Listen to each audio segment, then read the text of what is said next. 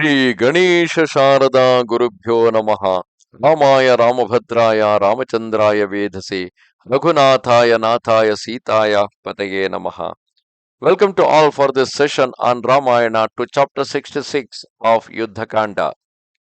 In the previous chapters, we saw Ravana, Kumbhakarna, after taking the words of wisdom, advices from Ravana, set forth himself to fight against the Vanara army, and he gave proper instructions to the demons who are following him. And then, having leaped over the wall, Kumbhakarna, the giant like unto the peak of a mountain, full of valor, set out from the city in haste, and emitted a great shout which agitated the waters, drowned the thunder clouds, and appeared to shatter the mountains.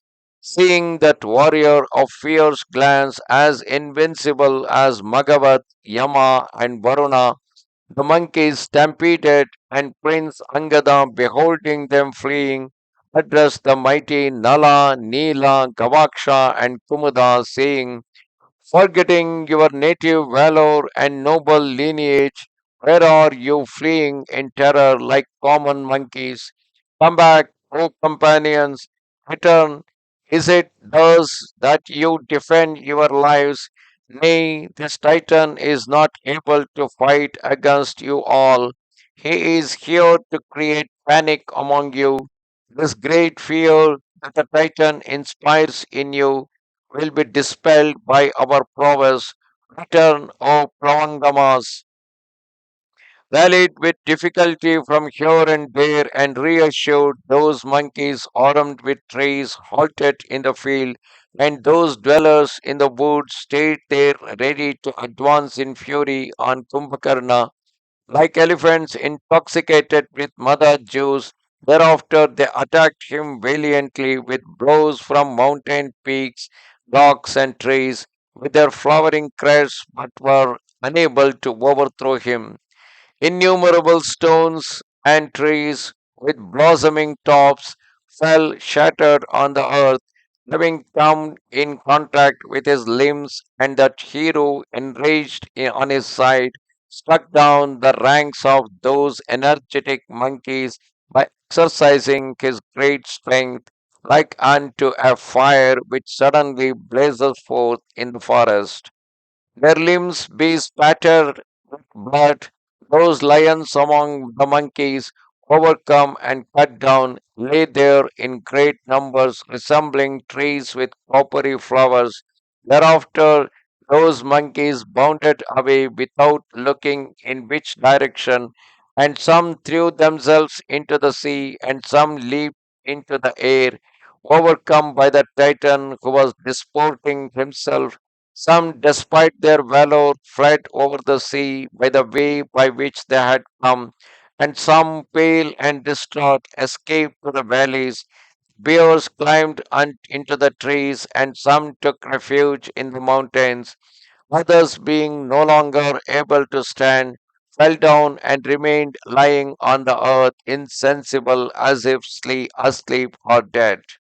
Seeing the monkeys routed, Angada called out to them, say, let us fight.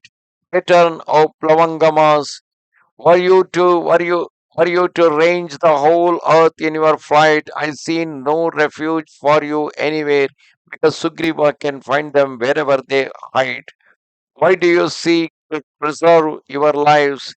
If you fly, leaving your weapons, lest they impede your course, your wives will deride you for this cowardice, which is death to men of honor. O warriors, whither are you flying? Where are you flying? Filled with fear like common monkeys. You who are born in rich and illustrious families, where are those deeds of valor and prowess of which you boasted in the assembly? The reproach of cowardice will be heard by you. He who seeks to save his life by fleeing is despised. Follow the path chosen by men of courage and overcome your fears. If after a brief existence You lie stretched on the earth dead. You will attain Brahmaloka, inaccessible to cowards. We shall acquire glory by striking down the enemy in fight, and if we succumb, we shall enjoy the treasures of heaven in the region of heroes, O monkeys. Nay, Kumbhakarna will never return alive, having come before Kakusta as a moth that draws near to glow, glowing brazier. If one, despite our numbers, is able to disperse us and we preserve our lives by fleeing, then there is an end to our then there is an end to our renown. Such was Angada's speech. He of the golden bracelets and the fugitives replied to that hero's reproaches, saying, the Titan Kumbhakarna has caused a terrible carnage among us. It is not the moment to stay. Life is dear to us. With these words, the leaders of the monkeys, beholding the giant of fearful glance advancing, scattered in all directions.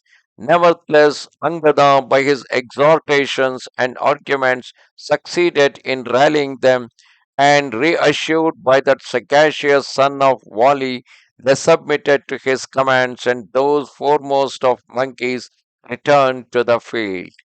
Thus come to the end, chapter 66 of Yuddha Kanda in Ramayana. Namaste Sharada Devi Kashmira Puravasini Tvamaham Prarthaye Nityam Vidya Danancha Dehime. Bye.